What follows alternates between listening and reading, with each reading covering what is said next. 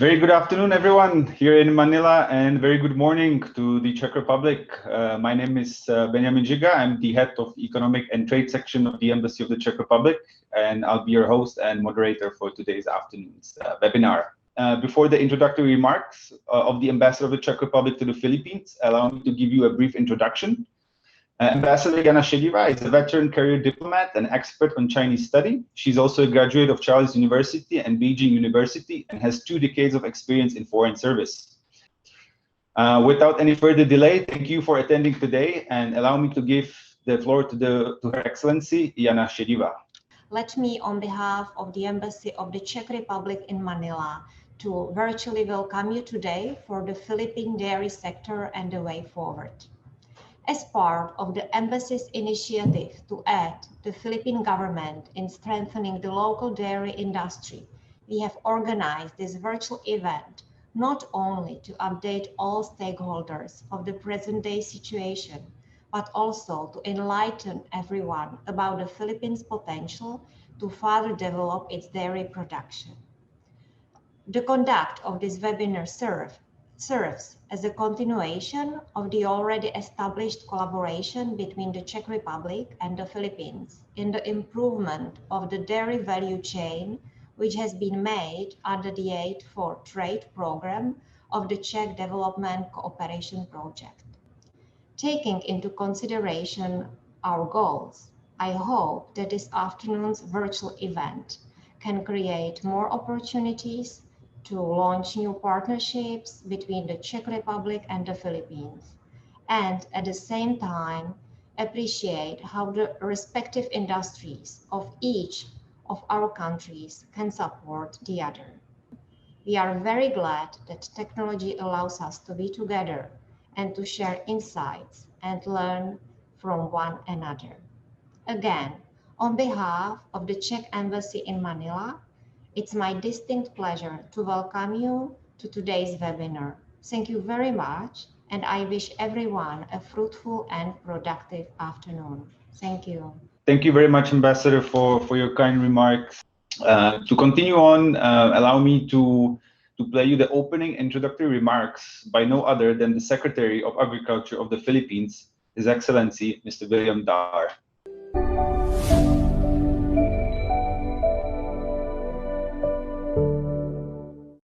First of all, I'd like to express our deepest gratitude to the Embassy of the Czech Republic for its unwavering support to the agriculture sector of the Philippines.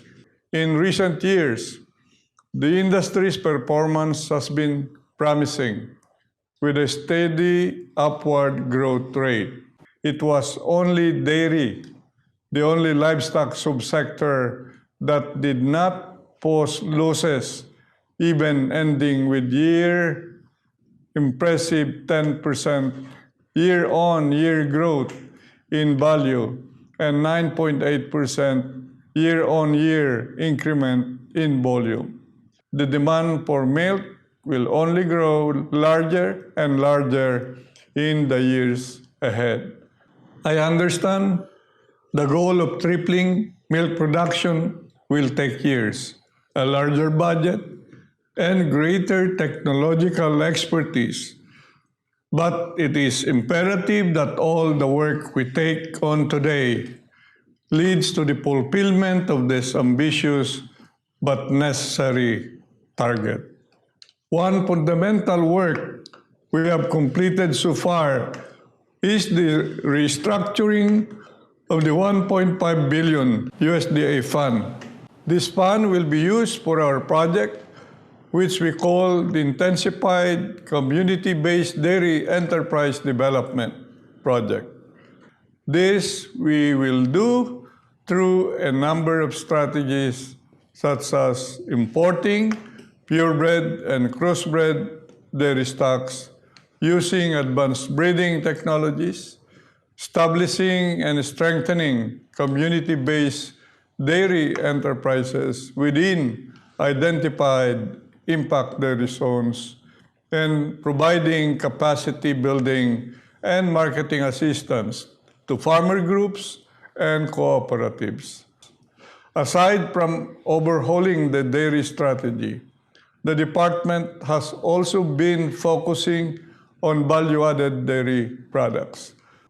At present, the DA is collaborating with local government units to find more viable production and processing sites with the end in view of identifying top provinces that can contribute immensely to the local dairy supply chain. Once again, thank you very much. Mabuhay po kayong lahat. Our next speaker is the administrator of the National Dairy Authority and one of the movers of our collaboration, Ms. Marilyn Mabale. Ms. Mabale, allow me to give you the floor and thank you for joining us today. Thank you very much, Mr. Benjamin Siga. So allow me to present to you the current situation of the Philippine dairy sector. For the Philippine dairy industry overview, as we can see, majority of the country's annual dairy requirement is supplied by importers and processors. The Philippines, as we all know, is a big importer of dairy products, particularly milk powder. Local production, while it continued to increase annually, but it is not enough to cover local demand. The local dairy industry players consists of cooperatives, private farms, government farms, milk traders, commercial processors, and importers. Milk and cream continue to be the top agricultural imports, while local milk production is sourced namely from 3 animal types, from cattle, buffalo, and goats. So local milk production in 2019, as compared to production in September 2020, had a 9% increase from 18.35 to 19.99 million liters. While milk and dairy imports in 2019 September is 2,516.58 in million liters equivalent, as against September 20 data, which is 2,163,000,000.08, or a decrease of 14%. So the total or the percentage of the local production to net supply is about 0.74% in 2019 and a slight increase of 0.093% in 2020. This is the dairy, in addition to the presentation earlier, this is the, if you can see in the data presented, milk powder makes up 79% of milk and dairy imports, while 3% is accounted for ready-to-drink milk, and the top importing countries are New Zealand and USA.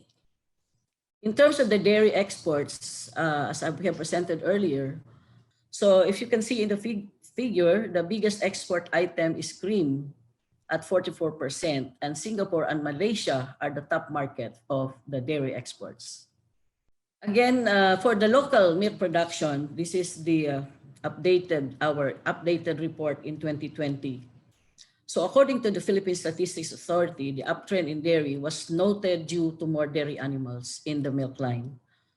Then the dairy animals, according to the dairy animals monitored by NDA, the dairy cattle inventory, as of now, all female dairy animals, 42,703, and that is composed of cattle, goat, and buffalo, with cattle posting at 20,347 heads, goat at 14,299, and buffalo at 8,057. Around 6.19 growth in all female dairy animals from 42,703 to 45,346. So the total milking animals increased by 21.91 in 2020. In terms of the contribution by animal source, we can see this is in terms of the volume.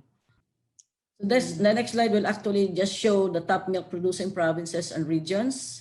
Then, of course, we have the record in terms of the top milk producing provinces by animal types.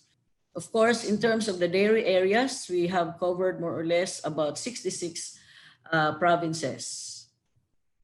What are the government interventions? Of course, we know that the National Dairy Authority is created by virtue of Republic Act 7884.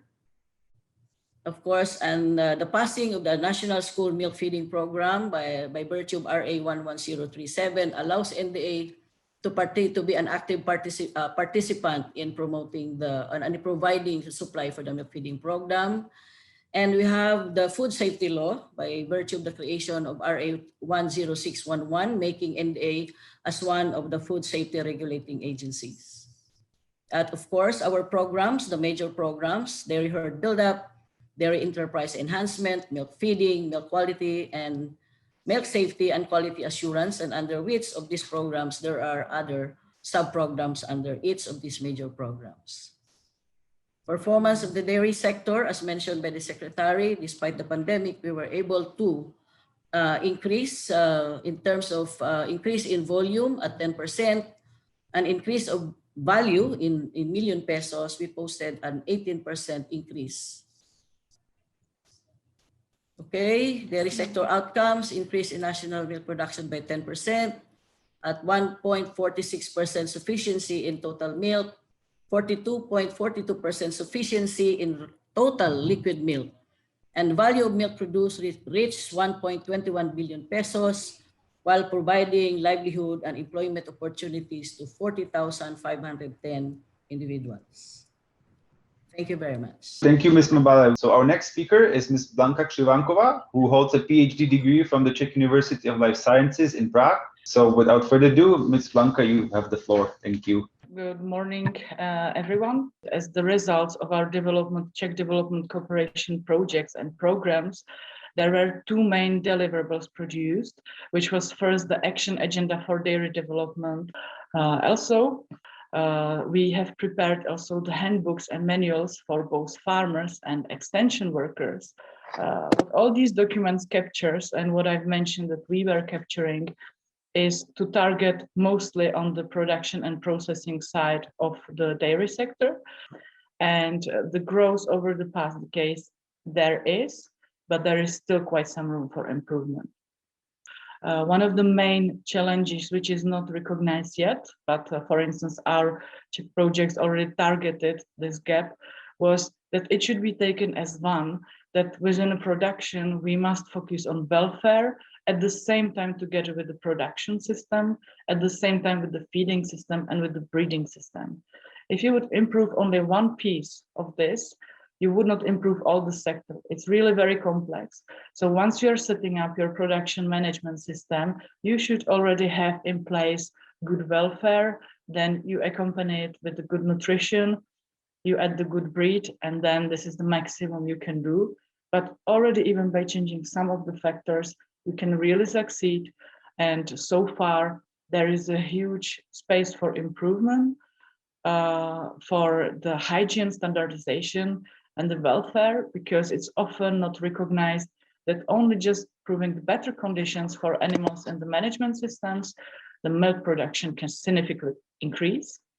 There is a very useful national herd up building program, but do not forget, unless you have a wrong management system in place, unless the welfare and hygiene standards are not recognized, or the food is not enough, then you cannot succeed. The milk quality is not always standardized, and for a good quality milk product, it's important that the milk is of good quality. So only by the standardization of all the milk, then you can reach the equal quality, which would also reach the equal perception of the citizens how the Filipino milk tastes. When we come to the, let's say, marketing and retail, there is a lot of work being done, as was mentioned by Ms. Mabala and by our colleague from Department of Agriculture. As for some, let's say, positive findings and incentives, we believe that the Philippines is on very good track. Also, just only thanks these gaps and that so little has been done, the improvement can be so fast. So the recommendations would be continue with the capacity building programs, continue with the programs as was the Czech development projects and others, because it has visible impact on the boost of your sector. Try to access the international transfer know-how organizations, and don't forget to focus on all pieces of the value chains. Thank you. Thank you, Ms. Blanca. Without further ado, our next speaker is also a participant that visited the Philippines in 2019. Mr. Michal Basovnik holds a degree from Mendel University in Brno with distinct focus on zootechnics. Mr. Basovnik, thank you for joining us. The floor is yours. Hello everyone, what I know. Hello everyone, what I don't know. Generally, genetics, it plays a role in the dairy production, maybe 20%. What's the most important if you want to do any selection, any breeding, you need identification, recording, selection, reproduction. That's basically it. Identification, always use a unique number. Recording, first, that's the animal identification, performance, treatment, heat, anything you can record, because only recorded traits can be managed and improved. If you don't know anything about the animal, how you can say, this one I will keep, this one I will not. Always record date of birth and pedigree. Pedigree is very important for the further breeding, because if you know the father and mother, then you can avoid inbreeding. If you don't, you never know what percentage of inbreeding you will get in your herd. This is example of recording. So this is how ID in the Czech Republic looks like of the animals. Selection. Most of the cows you need to keep for your milk production. If you want to choose the best genetics, you have to cut the cost. But it's quite easy to select the bulls, depends on the breed. You have top lists, reproduct. There is no calf, there is no milk, because the milk is supposed to be for the calf. So as soon as you can get the cow pregnant after calving, as more milk you will get out of the cow. Artificial insemination, how you can improve your herd, then you have access to all the genetics all over the world. So once you do not detect the heat, so you cannot successfully inseminate the cow will not get pregnant, you will not get enough milk. Most of the heat is shown in the night. The fixed time artificial insemination, you can use hormones, and then you can synchronize the animals, and then you don't have to take care of heat detection. Breeding itself, it's very important, because if you want to have a good cows, you have to start with good heifers, good calves. My recommendation for tropics is to use a composite breed. And I don't know what to tell you more than follow the nature. Yeah, good luck, have a nice day, and follow the nature. Thank you, Mr. Basovnik. And allow me to call upon the next speaker. This is Michael Hulik, who came from a farming background in the Czech Republic with a deep knowledge in the field. Mr. Hulik, if you can kindly take the floor. Thank you. It's my pleasure to be here today with you. So going further, today dairy industry is really multitasking. You need to be a really great manager to manage all the aspects on the dairy operation. As Michal Basovnik said, he really admires your job, because you don't need to be only just like a dentist having few teeth to treat, right? But you need to have a lot of job to do. You need to speak to a lot of stakeholders. You need to speak to nutritionists, veterinarians, consultants, even the government and media. And today, at least in our world, we get a lot of softwares, new sensors, new apps, which are connected to the legs, neck, and ears, like MooCall, for example, which can help you to manage your operations quite better. But let's go back to the normals and like a real life situation, which is the cow. And I want to speak about most critical period of the time, which is from my point of view, transition period of the dairy cows. Transition period is the period we call 3 weeks before calving and 3 weeks after calving, where is the most critical period, and also early lactations. Is the cow signals concept. He was thinking, like as Michal Basovnik said earlier, follow the nature, right? He looked at the cows on the pasture, and he believed they get a 6th freedom of the cows, which is 6 diamonds, which is on the pasture. They get a lot of lights, they get good air, they can rest, they get a space, they get a feed, they get a water. Your nutrition is as good as your silage lab test. So what you prepare, we are using the lab to test the silage, test the raw materials for the dry matter, for the energy concentration, for the protein and starch. And then once we know what we have on the farm, we can put that all in the software. For example, here we're using Plurimix to prepare the diets in the computer. And once we have that for different stages of lactations, what's very important is what's on the menu today. So far, the best way how to present the menu for the cows is the TMR, which is the total mix ratio. So how to prepare this TMR mix, which is coming now, is the milk mixing robots, automatic mixing robots.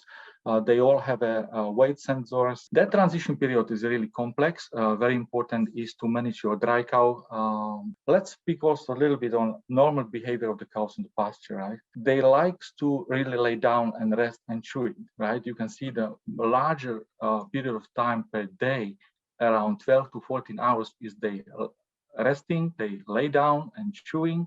They do some social behavior, chit chat with the cows about 2 to 3 hours, feeding 4 hours, some time for drinking, not much, but they need to drink a great water, very good quality water, cold water, of course. And of course, we milk them, so they need at least 3 hours. In terms of importance of that order, the most they love is the resting and laying down, like me, for example, then feeding and then drinking and social, right? So the bed or the comfort of the bed they are in the barn is very important. Right after calving, in early lactation, we are challenged with negative energy balance. A negative energy balance is that we can't get for the cows enough energy. So on the red line, you see energy requested right after calving, let's say first 2 months, and this is really physiological. We can't avoid that. You know, we always have this negative energy balance, but that's also caused by really drop down in immune suppression, the lymphocytes going down, and also hypocalcemia. But if our guys or ourselves, we don't manage the feeding properly or the management cows, that is also pathological negative energy balance. So we need to be really careful. The cost of those diseases associated right after calving are quite high. What to do to avoid this negative energy balance? Is the dry matter intake key to success? I say yes. We need to ask to prepare the diet the way the cows get enough food, right? But also not only dry matter intake itself. Very important is concentration of the energy. Let me give you, just take it as example, like 680 kilo dairy cow, 40-liter milk production at early lactation, that require 162 megajoules of energy. If our TMR concentration is per kilo dry matter 6.6, the cow would need to eat 24.5 kilo of the dry matter every day, right? But when we check if the cow's eating that really or not, we present that amount of feed, but we get big refusal, and we just realize that cows just eaten today not 24 but 23 kilo of the feed. What we need to do next day, we need to increase the concentration of the energy to 7.4. Don't forget maintenance 25%. Also, please note that there is a big differences in terms of dry matter intake between primiparas and multiparas. The differences you see in the graphics. Blue is primiparas, red is multiparas. The difference is between 18 to 25%, it depends. So a recommendation, easy.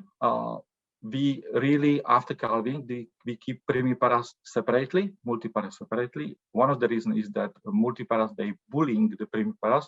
When we don't have enough big space and barn, the first going strong big older cows eat, and primiparas wait and they get some rest, etc., etc. So the group of primiparas get a lot of benefits, including the milk production and time for resting, time for feeding. So I highly encourage you to have your own. We spoke about the feeding space, the amount of freedom. We recommend for dry cows a minimum 80 centimeters per cow for feeding space, but also great space around her. They like to have a deep bed for resting. Transition period even more because that's the most stressful period.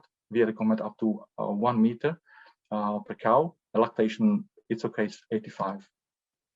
And the other cost, which costs you most, is Michal mentioned infertility. If you don't get a breed, if you don't get a calves, you don't have a milk. So lameness, legs, and mastitis, right?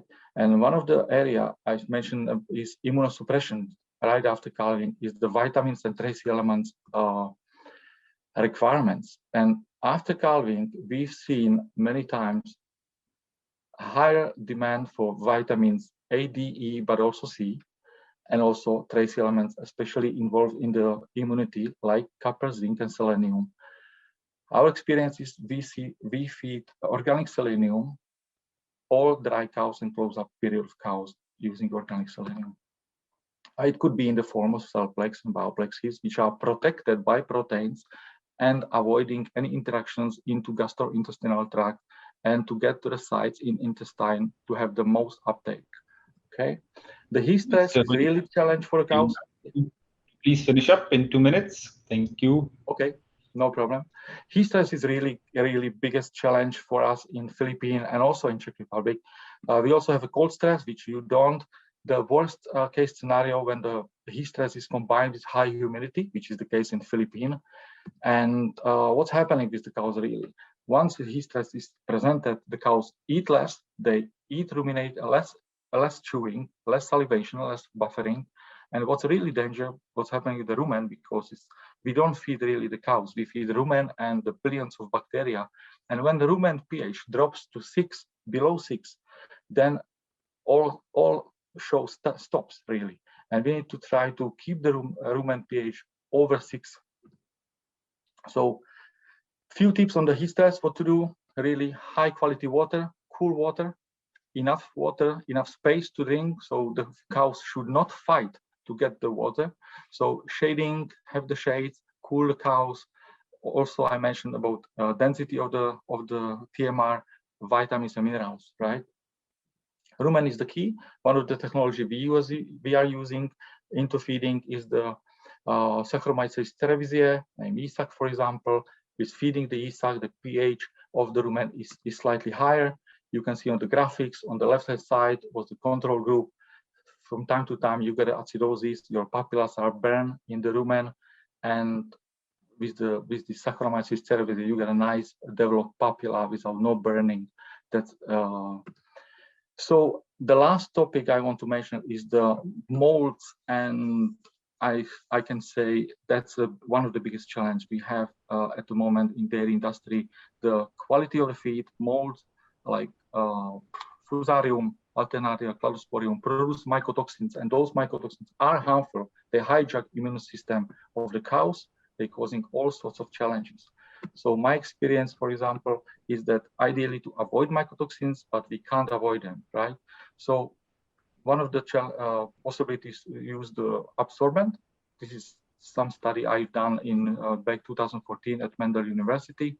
We look at the pregnancy rates, control group 42 is absorbent you add in the diet, helps them a lot. So take home message, guys, for you. The heat stress is the challenge. Focus on the close-up pen and dry period. Think about the freedom of the cows, comfort, moving, time of vaccination, dry cows, yes. Focus on the minerals and vitamins. Avoid stress during calving. We're also using the drink after calving, which is great. After calving, they can get some energy. Try to avoid ketosis and negative energy balance. Focus on the rumen pH. Dry matter intake is the key, but also energy concentrations. And try to avoid mycotoxins. So guys, with that, hand over back to you, Giga, Mr. Giga. Thank you very much, Mr. Let me introduce the next speaker. The dairy specialist, Ms. Veronika Legarova, has an engineering degree in quality of agricultural production and holds a PhD degree in zootechnics. So without further delay, Ms. Legarova, you have the floor. Thank you. What has to be written on label? Of course, as a first, the most important nutritional value. There must be written, of course, in any case. The second important note is fat. We recognized 3 main categories: full fat, semi-skimmed, or skimmed milk product. So how much fat does it have? It's here you can see full cream, but it's not enough. There isn't any value. There must be written some number. What does it mean, full cream? 5%, 7%, less than 5%, we don't know. So there must be written. Also, the next important, is it only milk fat, or it could be also vegetable fat, but it could be mixed, for example, in ice cream, but this information must be written inside. For your country is also important dried milk, but there must be written maximum amount of moisture is 5%. Another fermented dairy products is really huge category of the dairy products.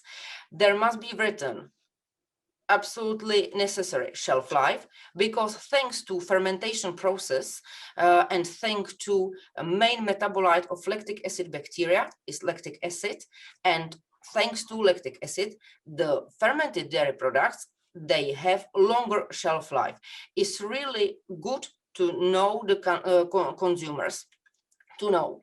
For example, kefir, there is a little bit different technological process, and we don't use only lactic acid bacteria, but also yeasts, and they produce ethanol. So it will be nice to written on label there could be a little amount of ethanol.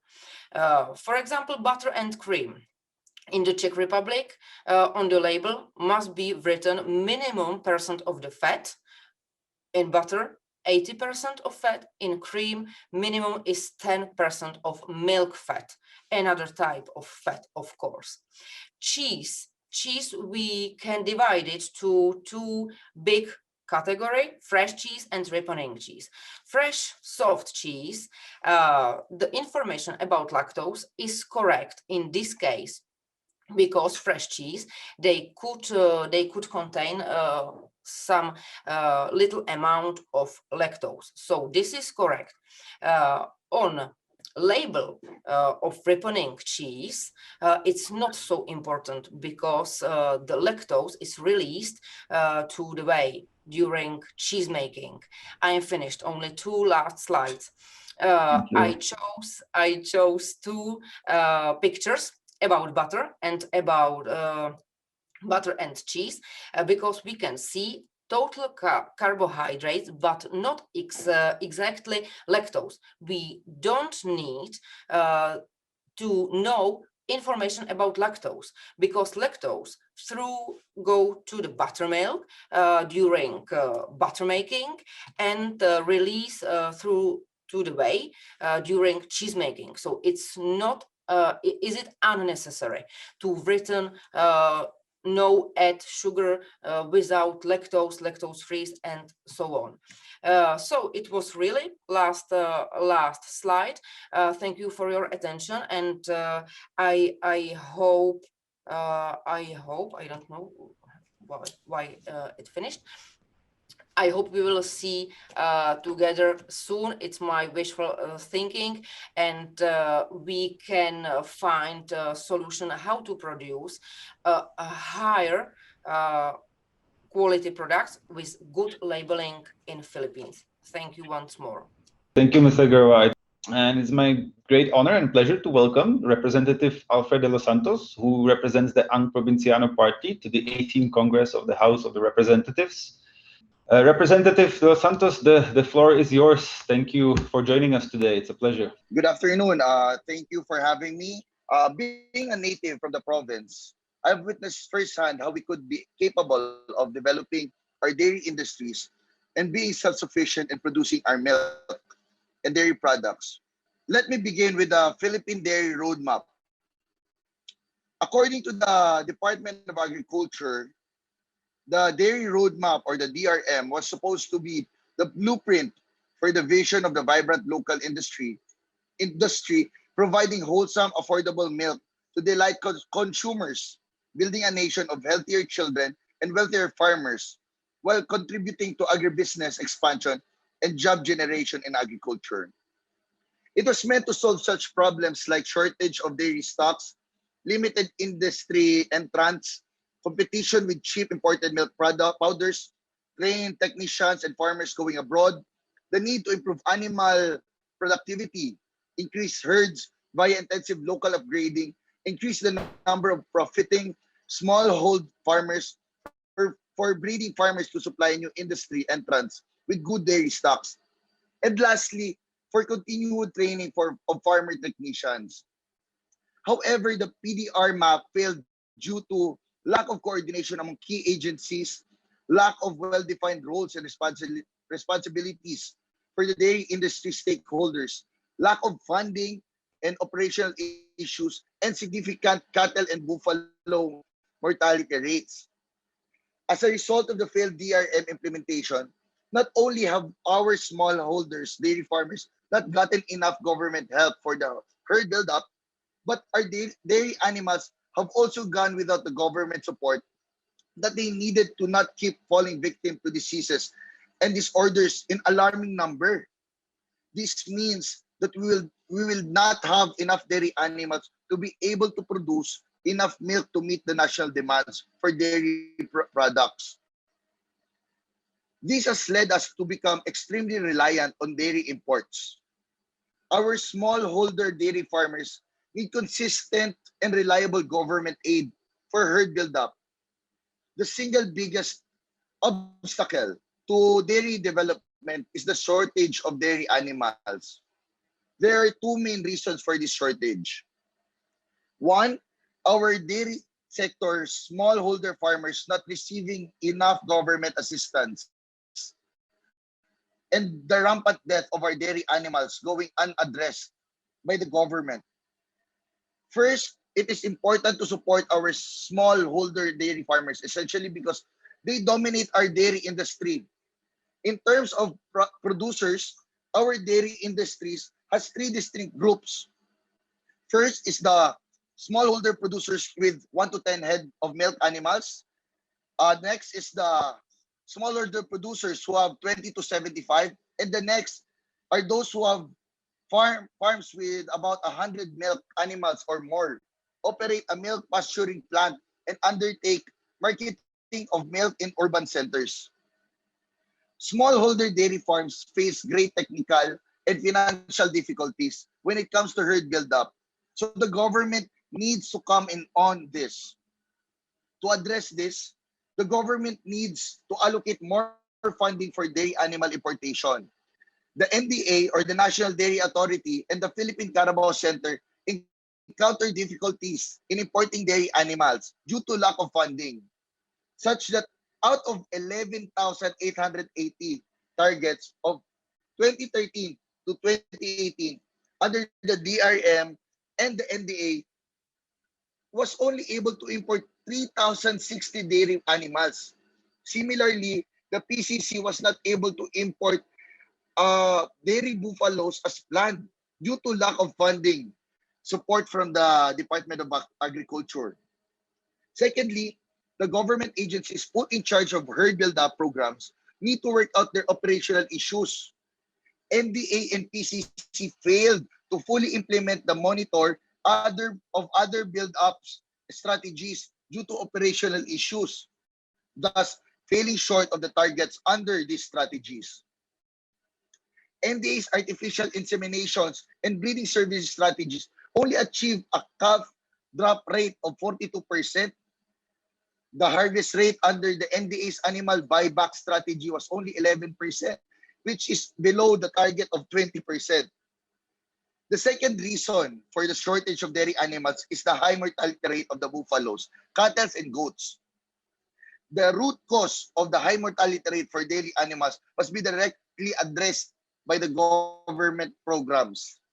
The NDA has previously tried to swiftly fix the issue via the importation of dairy animals, but that by itself is not a responsive answer to the issue.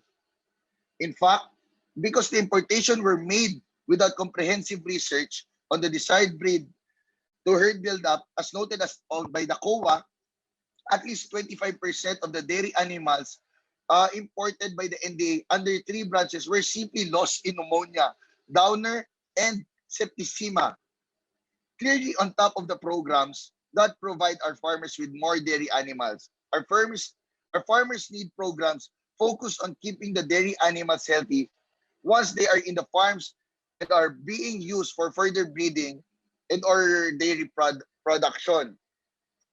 Which brings us back to the fact that we still have not amassed enough dairy animals for local milk production to meet nationwide demands for dairy product.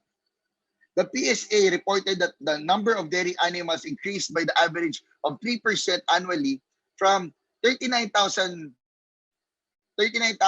in 2012 to 47,000 plus in 2018. But in February 2020, the Commission on Audit said that the report increase in the number of dairy products is not enough to reach the desired local milk sufficiency level. Specifically, the COA said the number of dairy animals in 76% short of the 198,000 targets, almost 1,999 targets. That is essentially why we are still heavily reliant on dairy imports. The national demand for dairy products has more than shot up. But since the dairy sector has been able to keep a pace, we have had to import more and more dairy products in 2017. The Philippine Institute of Developing Studies found that around 99% of our dairy requirements is imported, with dairy products becoming our third largest agricultural import after the wheat and the soybean milk. In February 2020, the COA reported that our milk production is 54% short of its 2.8 sufficiency level target. Giving this diagnosis of the ailment of our dairy industries, we have identified the following needs for the government's intervention of the dairy farmers industry. Firstly, training in herd management, animal nutrition and healthcare, and proper housing for animals. Secondly, there must be research development focused on acclimatizing import dairy animals and increase dairy animal productivity without endangering their health. I'll go Representative, into the if I may ask bill you, itself. Yes. please, 2 minutes. Thank you. Yes. Yeah. The government intervention thus identified are the core of the bill. The House Bill 728. The bill is all the bill's provisions are geared toward turning those interventions from the concept to sustainable programs. So in doing so, our efforts will make way to further establish the growth of our dairy industry and at the same time promote a comprehensive rural development. Fundamentally, the bill seeks to contribute to be able to locally produce enough dairy products to meet at least 10% of the national demand by 2020. So for my last one, it is also directly aimed to faster become more strategic herd build-up for 3 Philippine dairy animals. It also aims for improved awareness of the intensive training on the dairy farming practices that are protective of the animal health, nutrition, and welfare. And lastly, it seeks to establish a modernized and accessible technical, financial, marketing, and promotional and mentorship-based support for our dairy farmers, which is very important. For this, the bill shall call for the establishment of model farms and for the institutionalization of a vibrant, innovative LGU dairy farms, tie-ups or partnership. As to the model farms, the NDA with the members of the bill's implementing task force shall identify particularly successful dairy farms in both commercial and of dairy animal health, welfare, and nutrition. And lastly, largely it is our hope that through championing the Comprehensive Dairy Farming Act, we can strengthen the further development of our dairy industry in order to become self-sufficient and promote the production of milk and dairy products in our country. Thank you. Thank you, Representative. Without further ado, allow me to call on one of the final presenters, who was also the project participant who traveled to the Czech Republic, Mr. Armando Angeles. Without further ado, Mr. Angeles, you have the floor. So let me run through some of the activities under the program. We have the genetic quality assessment, which is basically aiming to determine what groups or what animals that we currently have are really performing and producing more milk for the local production. So we intend to do some quality assessment, look at records, and then evaluate and identify the animals or the genetics that are best suited to our condition. In the second project, after identifying the animals that we think are producing better, giving better efficiency, we are going to employ, as I've said, reproductive biotechniques like artificial insemination and embryo transfer. Now, embryo transfer is not new to us, but we would like to revisit this technology in order for us to increase the rate of reproduction of these identified superior animals. And then in project 3, we will be profiling the feeds. We know the archipelagic characteristic of the Philippines. There are differences in the type of feed that you can see from different regions. Hence, we need to know the chemical composition of the feeds for us to be able to recommend what rations will best suit the particular animals in those regions. So this group will work on identifying the predominant feeds and be able to identify their characteristic, the chemical composition, and recommend appropriate ration all throughout the year. Now, the fourth group is on health. So we will be looking into different production system, identify some of the factors that are contributing to very important diseases like clinical and subclinical mastitis, and hopefully be able to recommend health management program to maintain the efficiency of our animals. Now, on safety and quality assurance, we have our Project 5 that will look into the handling procedure in order to minimize spoilage, properly handle the milk that we produce under different production system, whether that's small hold, medium scale, or under commercial scale. Mr. Anjas, can I ask you please wrap up in 2 minutes, please? Yes, thank you. So again, UPLB is involved in research, development, and extension, and we have a facility that supports R&D projects. We have instruction and in-house research activities. In the near future, we will be capacitating our facility to regularly produce semen and embryo production through in vitro fertilization. So I might be asking our colleagues from the Czech, those experts that might be able to help us develop this technology. And of course, we regularly train trainers or other farmers and other stakeholders. So these are some of our facilities. We have we are building capacity to maintain 6 cannulated dairy cattle, dairy buffalo, and dairy goats. So these are some of our animals. We have a feeding facility. We also maintain a milk processing facility, and we accept collaboration with farmers if they wish to bring their milk to us and have it processed prior to their marketing activities. So I think this ends my presentation. I would just like to read this food for thought. Milk is not just a complete food to ensure nourishment. To a developing nation like the Philippines, to us, it is really a matter of national security. Thank you, Mr. Allow me to also recognize today that we have the president of the Philippine Chamber of Agriculture and Food, also the president of the DVF Dairy Farm, and the former national chairman of the Dairy Confederation of the Philippines, Mr. Danilo Fausto. Yes, the floor is yours. Please go ahead, Mr. Fausto. Firstly, on the macro level, the agricultural sector of the Philippines is a problem. The agricultural sector represents 10% of the GDP of the country, and it gets only 2% of the budget after the 4.5 trillion for this 2021. And if you'll see, livestock sector represents about 30% of the total agricultural production. And out of that 30%, which includes livestock and poultry, it gets only 3.6%, the smallest portion of the budget of the Department of Agriculture compared to the others.